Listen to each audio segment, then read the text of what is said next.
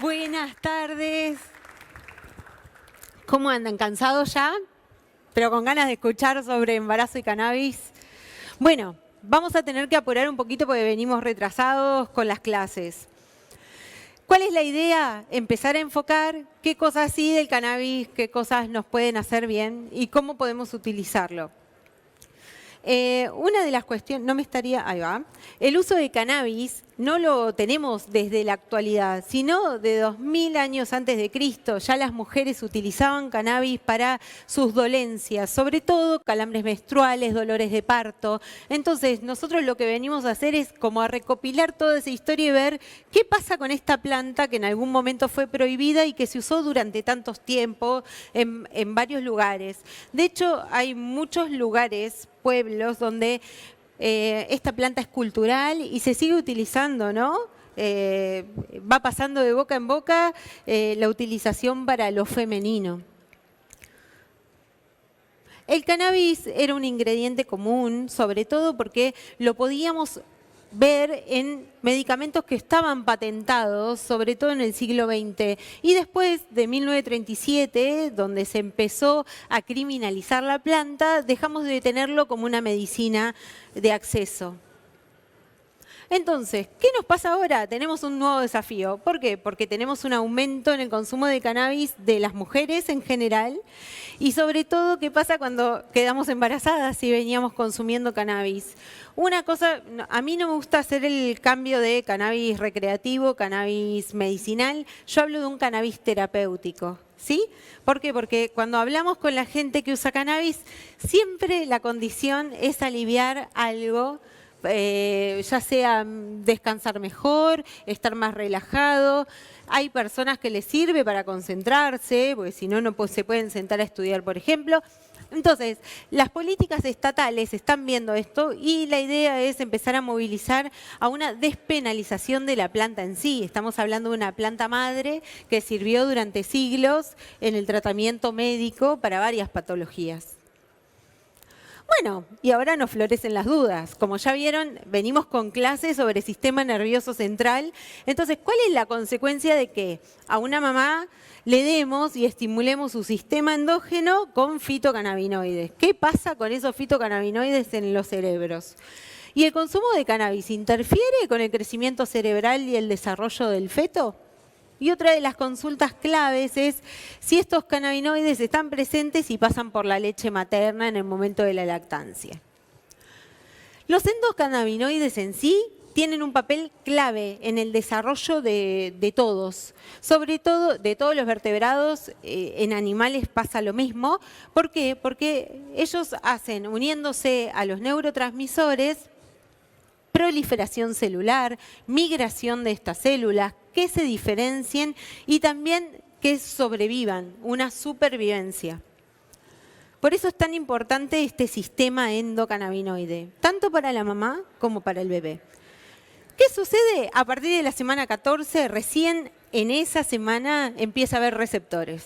Antes de eso, vos podés tener una formación y otros receptores como los dopaminérgicos, pero en el bebé no hay receptores para CBD, no hay receptores CB.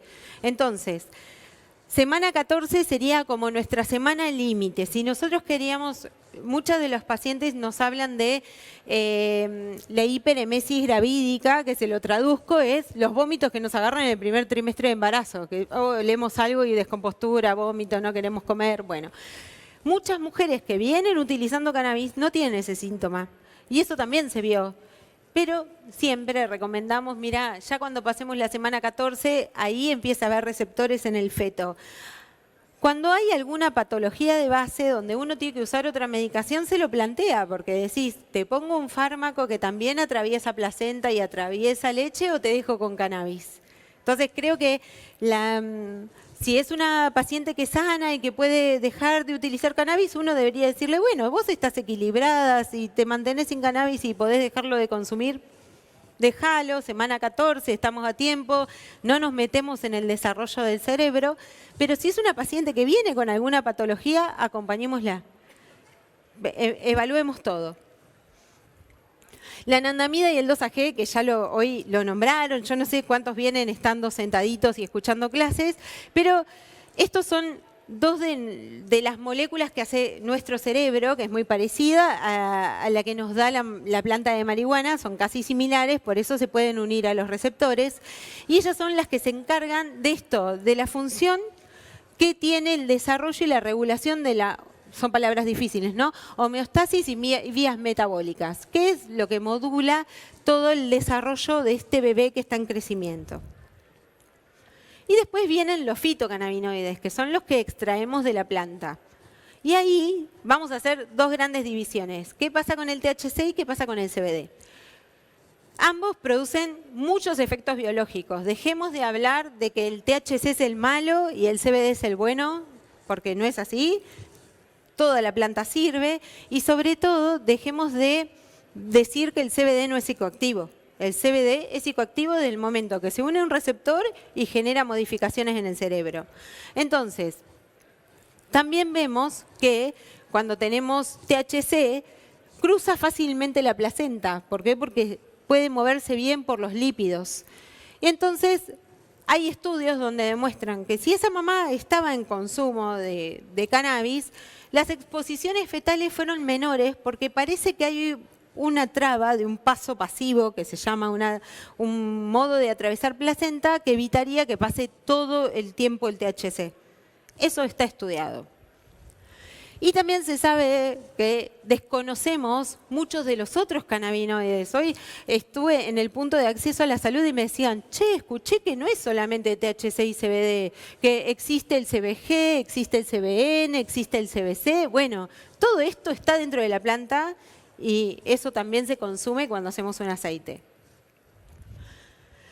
¿Qué podemos entender de este sistema endocannabinoide durante el embarazo? Lo más importante es que es el que determina el destino celular hasta la regulación homeostática de sus vías metabólicas y la transmisión del sistema nervioso. Imagínense si no es importante. Es el que dice dónde va cada uno, cada celulita, cómo se conforma ese cerebro, qué transmisión va a ser. Sumamente importante, por eso hay que ser cuidadoso de si metemos mano o no ahí. Otra de las cosas que nos sucede es que en esta proliferación y división celular, también uno se pregunta, bueno, ¿qué pasaría si uno usara esta investigación en aquellos pacientes que ya sabemos que por ahí tienen alguna de estas modificaciones o prevalencia de enfermedades neurodegenerativas? Esto es algo que está como un punto de investigación porque uno sabe que actuando sobre el sistema endocannabinoide puede evitar proliferación de determinadas células.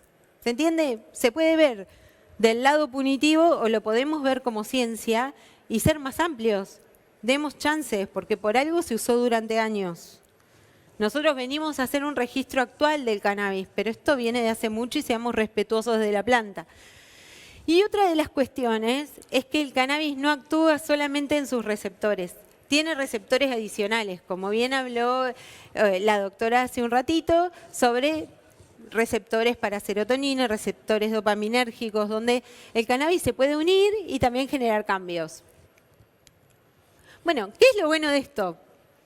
Que en la mujer, en el adulto, lo que sucede es que nos evita y nos ayuda a modular la liberación de dos grandes neurotransmisores, que son el glutamato y el GABA. Entonces, yo que también me dedico a dolor, cuando tenemos dolor, estos neurotransmisores están haciendo pogo en nuestro cerebro, están disparados, entonces cuando usamos cannabis baja y el dolor crónico lo podemos mitigar. Entonces, si veníamos con una paciente con dolor crónico que venía consumiendo, ojo, porque donde sacamos cannabis, por más que esté embarazada, sigue teniendo dolor, estos receptores se vuelven a disparar y neurotransmisores. Y sobre todo, entender que de una manera actúa el cannabis en la mamá y de otra manera actúa en el bebé. En el bebé, como bien les dije, recuerden proliferación celular, la migración y la diferenciación. Todo esto que yo les pongo abajo es porque esto está basado en estudios. Lo que yo les cuento no lo escribí yo ni lo estoy inventando. El cerebro en desarrollo siempre sufre reestructuración de sustancia, entonces todo lo que sea efecto biológico que pueda modificar esos neurotransmisores, uno debe hacerlo con cuidado y con seguimiento. Pero tiene cosas que yo me sigo preguntando cómo hoy los médicos nos seguimos recibiendo sin saber sistema endocannabinoide. La verdad es que no se entiende. Por eso, gracias por estar acá y aquellos que estén atravesando maternidad, paternidad y vayan a su obstetra, por favor, insístanles, porque hoy ya no podemos decir que no a los médicos. Esto lo tenemos que saber, hay una ley. No le podemos decir que no al paciente y sobre todo lo tenemos que acompañar, porque hacemos un juramento. Entonces, ¿qué sabemos? Todo lo que es embarazo y fármacos, siempre, pero esto lo pongo porque no es que si toman, los que pasaron por un embarazo saben que se corta todo, no podés esto, no podés esto, no podés, si te duele la cabeza, no esto, no esto. ¿Por qué? Porque muchos de esos fármacos atraviesan placenta. ¿Y cuáles son los que atraviesan? Los que son liposolubles, los que están escasamente ionizados y los de bajo peso molecular. Cannabis cuadra para toda esa definición, así que algo podría estar pasando. Pero en este estudio lo que se vio es que gracias a que cuando estamos embarazadas existe una revolución en todo el cuerpo y sobre todo en el hígado, se activan unos citocromos que son los que nos limpian la sangre. Entonces el citocromo P2C9 y el P3A4 hacen que se limpie más rápido el THC. Entonces una mujer embarazada necesitaría dosis mucho más altas de las que estaba acostumbrada a consumir porque su hígado limpia y limpia y limpia mucho más rápido. Entonces, por eso también se piensa que el efecto es menor, gracias a este aclaramiento hepático. Sobre todo, también, esto que les contaba hoy, que hay un transporte activo a través de la placenta que limita ese pasaje de THC. Por eso se han hecho estudios donde la cantidad de THC que había en sangre materna no era la misma que llegaba al feto, no era la misma cantidad y es por esto, porque hay una privación de pasaje. Y tampoco, y esto es súper importante porque nos preguntamos, bueno, ¿cómo afecta si una mamá tiene que seguir, por ejemplo, una mamá epiléptica, ¿no? Tiene que seguir consumiendo cannabis porque si no hace convulsiones. Intentar que esa mamá no se sienta culpable tampoco si esto es su medicina, porque también durante el embarazo sabemos que anticonvulsivantes, otras drogas pueden atravesar placenta y son necesarias porque si no la ponemos en crisis a la mamá. Entonces, no se encontró una relación entre el consumo materno de cannabis durante el embarazo y la morbilidad neonatal. ¿Se entiende? No hay más mortalidad ni mayor riesgo, eso no se pudo demostrar y se estudiaron más de 8.000 mujeres. Yo les pongo todos los estudios, después van a tener acceso porque ustedes lo pueden ir a leer, ¿sí?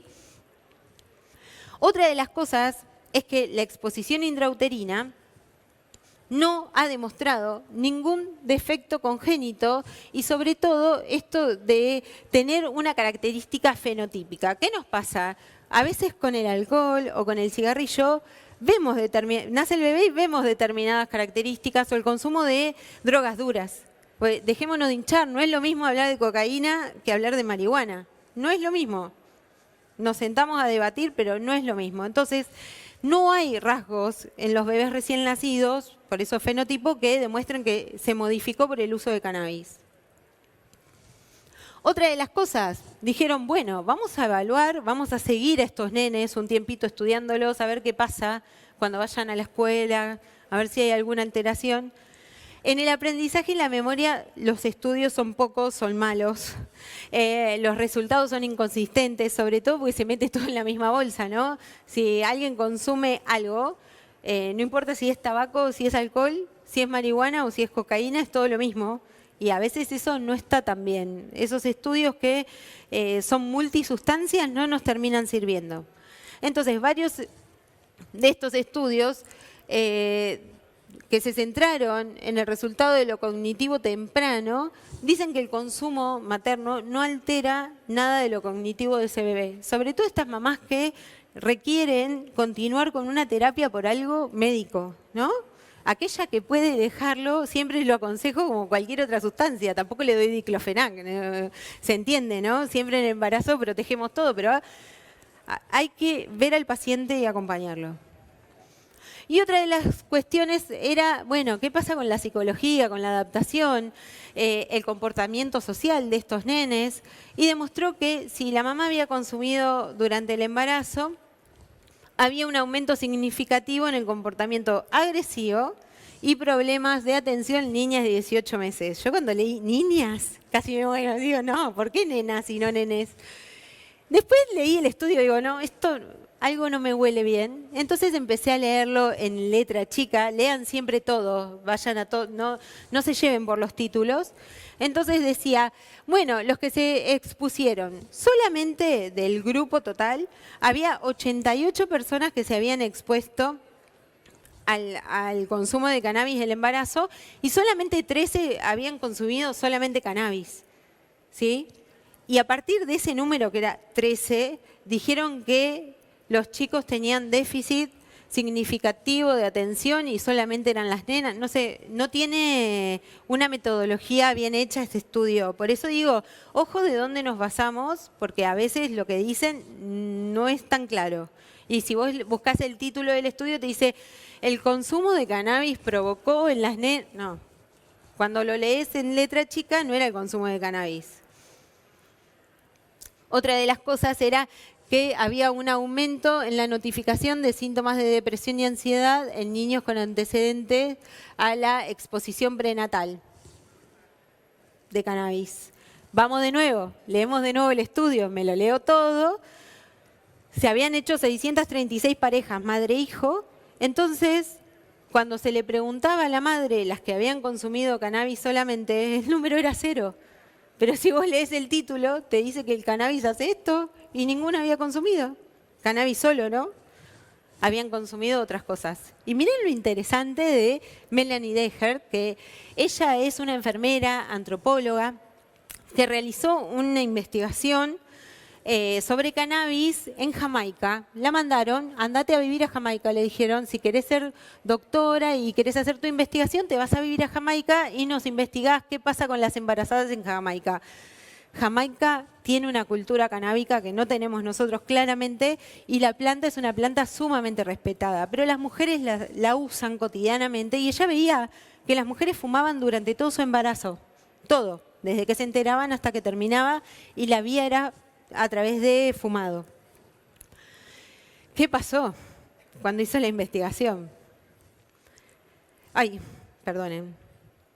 Descubrió, esto se publica en la Pediatrics en 1994 y descubren que los nenes que venían en seguimiento, primero que no habían tenido ninguna afectación, pero sobre todo que los evaluaron con los que no habían consumido nada y las mamás que habían consumido y tuvieron un desempeño significativo más alto al momento de la evaluación. Entonces, esto no dice que es mejor para el desarrollo neuronal, el estudio no afirma eso, pero simplemente afirma que no hace daño, porque estudió durante muchos años a esas mujeres y durante muchos años a los nenes de esas mujeres.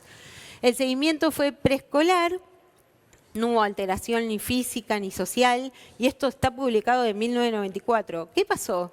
Cuando pidió permiso para seguir esos nenes que ya cumplieron 8 y los tenía que seguir hasta los 12 años, como las personas que pagaban el estudio eran de políticas de drogas, le dijeron, no, ya no nos interesa que hagas este estudio porque necesitamos demostrar que el cannabis hace mal. Y esto también está publicado, le pido que lo vayan a leer. Entonces, si seguimos pensando en lo que es crecimiento físico y maduración, hay varios estudios que demuestran seguimiento longitudinal de estos nenes, de mamás que han tenido que consumir cannabis en el embarazo, con trayectorias de crecimiento normal. Y también en la pubertad, estos nenes cuando llegaron a hacerse adolescentes no hubo ninguna alteración en los hitos como la menarca, que es cuando nos viene la menstruación, o en los caracteres físicos secundarios como el olor a transpiración o la aparición de barba. Todo eso apareció en tiempo y forma correcta.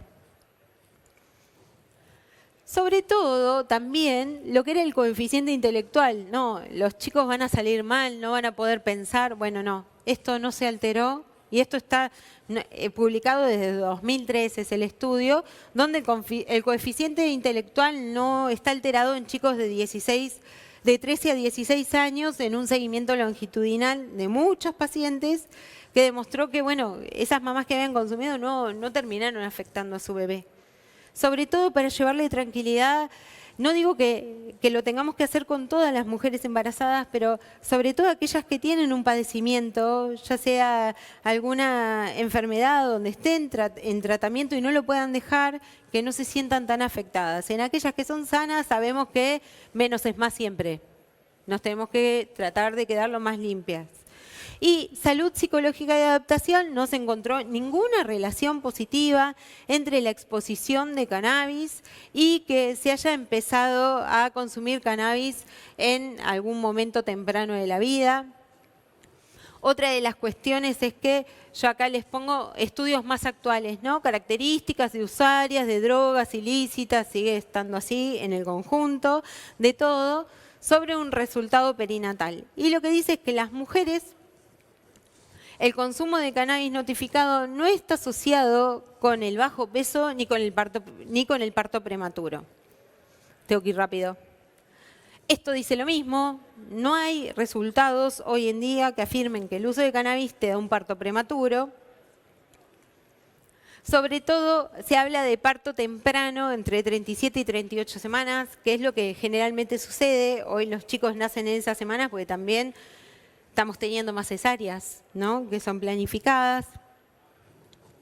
Otro tema a debatir. Las madres del grupo de marihuana informaron por ahí uso crónicos de drogas, así como ansiedad, depresión durante el seguimiento al nacer los niños del grupo de las mamás que consumían marihuana eran más pequeños, pero enseguida se acomodaban en peso y no había alteración. Esto se publicó en el 18. No se establece, esto es otra pregunta de siempre, no se establece relación entre la esquizofrenia y el uso en el embarazo. No hay relación, no se pudo demostrar, no es que una mamá embarazada le va a disparar una esquizofrenia a ese bebé. Y el aumento de consumo de cannabis y la disminución de la heroína y la cocaína mejoran el control gestacional. ¿Qué pasa en Europa? En Europa tienen el problema de consumo de sustancias duras, graves, y mejoraron los controles haciendo un cambio. A esas mamás les cambiaban el uso de drogas duras por cannabis y eso hacía que la madre pueda controlarse mejor y que ese bebé llegue a término y bien. Estudios argentinos, tenemos dos de las mismas personas. Hicieron una trayectoria y buscaron grupo también, pero mi única crítica es que de nuevo vuelven a englobar todas las drogas. No son madres de uso de cannabis solamente, acá se usan drogas duras. Entonces, el 93% era una policonsumidora, o sea, usaba varias cosas, alcohol, tabaco, cocaína y cannabis, y entonces nos queda un ni, porque no podemos, casi siempre el bajo peso está mucho más asociado al tabaco que a otras cosas. Y cuando se asocia tabaco y cannabis, el bajo peso es seguro. Cuando siguieron estos nenes, trayectoria de 4 años que estaban expuestos a cocaína y a cannabis, las conclusiones fueron las mismas, o sea, no hubo alteraciones en esos nenes por el uso de cannabis materno. La Sociedad Argentina de Pediatría sacó esto, marihuana cero durante el embarazo y la lactancia. Yo lo traje para que se vea que esto fue una publicación reciente. No me gusta mucho la bibliografía que utilizaron porque mucha de esa bibliografía habla de lo que les mostré, entonces no entiendo bien de dónde está como expuesto esto, pero sobre todo insisto en que si no hay necesidad de alguna patología en los embarazos, tratemos de no usar ningún tipo de sustancia. Eso es así siempre. Pero en el caso de que tengamos alguna patología, ya sea ansiedad, depresión, por ejemplo, y no queramos usar psicofármacos y tengamos el acompañamiento médico, por favor, recordemos que durante la lactancia Los cannabinoides les encantan las células grasas, la mama es una cantidad de células grasas importante y el THC se acumula ahí. Entonces, ojo, porque en la lactancia nosotros deberíamos decir a la mamá, no, hasta acá, ¿sí? Y si podemos tratar de reducir sería lo ideal. Hay casos que uno hace excepciones, siempre hay una excepción a la regla, ¿no? Pero bueno, por eso cada paciente es único y irrepetible. Y acá el mecanismo es difusión facilitada, así que pasa porque es grasa, ¿no? Bueno, el cannabis no actúa como teratógeno clásico, eso quiere decir que no deforma al bebé. Eso sí, teratogénesis es como la deformación del bebé, eso no pasa. Tampoco se ha asociado con cambios de crecimiento físico, esto que hablamos hoy. Las mujeres que continúan usando marihuana durante el embarazo informan que lo hacen quizás hasta que se revierta su estado ilícito también, ¿no? Como informan poco. A muchas les da miedo decirte que están consumiendo marihuana porque piensan que las vas a retar o que las vas a denunciar. Y es algo que puede ser un problema porque nuestra legislación no va acorde con la parte médica. Entonces ahí estamos como en un conflicto. Por lo tanto, debemos centrarnos los científicos en investigaciones futuras donde en vez de solamente enfocarnos en daño potencial, que está bien, hay que hacerlo y ya lo sabemos y ya hay un montón de estudios, enfocarnos también en los beneficios y en aquellas mamás que siguen necesitando que las acompañemos. Sobre todo usos tópicos, ¿no? Cremas, varias cuestiones. ¿Faltan estudios serios regionales? Faltan. Y la definición de riesgo de exposición fetal al cannabis se ha complicado porque tienen varios factores, sobre todo esto de las drogas lícitas, ilícitas y la mezcla de todo, que nos deja medios confundidos.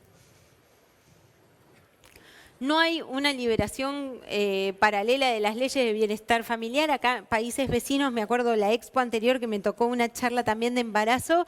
La gente que vino de Chile nos contaba que había nacido un bebé, le habían hecho el examen y se lo sacaron a la mamá porque le había dado positivo a cannabis. Y eso es lo que tenemos que ir cambiando como sociedad, ¿no?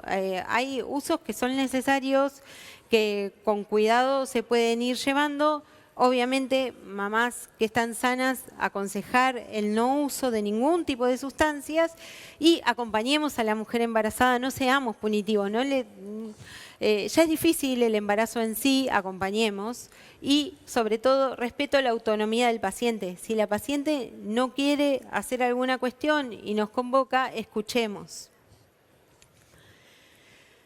Esto es una encuesta de Vancouver, saben que Canadá tiene como mucho desarrollo con el cannabis, sobre todo se usa para evitar náuseas, para la ansiedad, para el insomnio.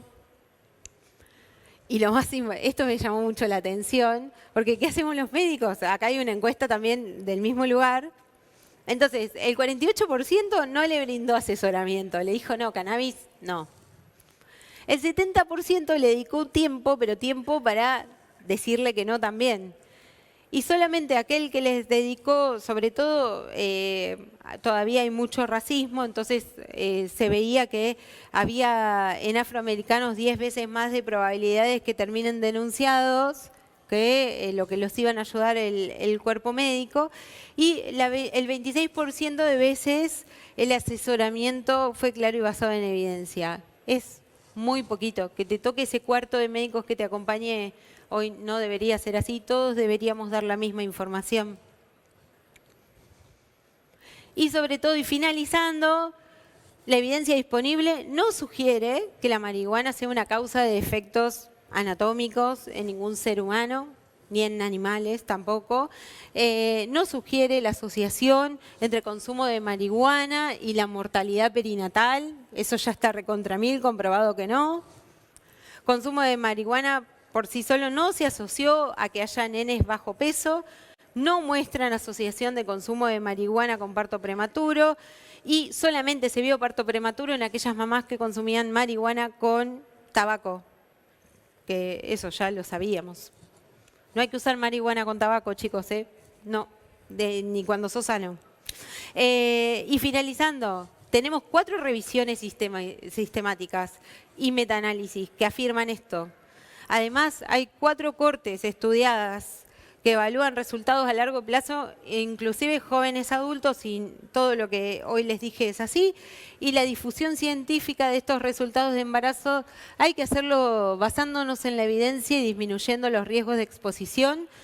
No hay que exagerar ni minimizar, busquemos el equilibrio, ¿sí? Acá les dejo mis redes y sobre todo les voy a presentar a una de mis pacientes, que es a mis 2 pacientes, Paula y Facu, que le dije, Pauli, ¿vos te animás a hacer un videíto para acompañar a otras mamás?